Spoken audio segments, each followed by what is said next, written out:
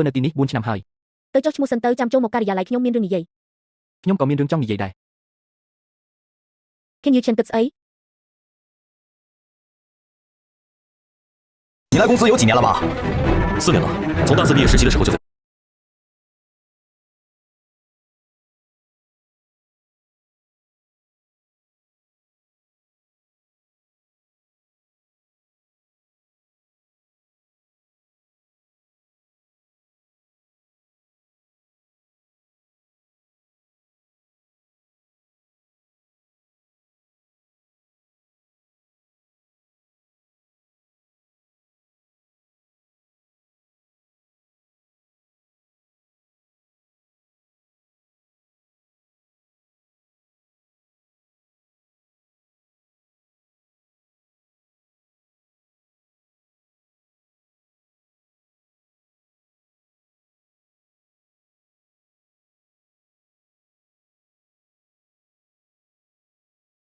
4ឆ្នាំហើយតាំងពីខ្ញុំហាត់ការមកធ្វើនៅទីនេះ4ឆ្នាំហើយ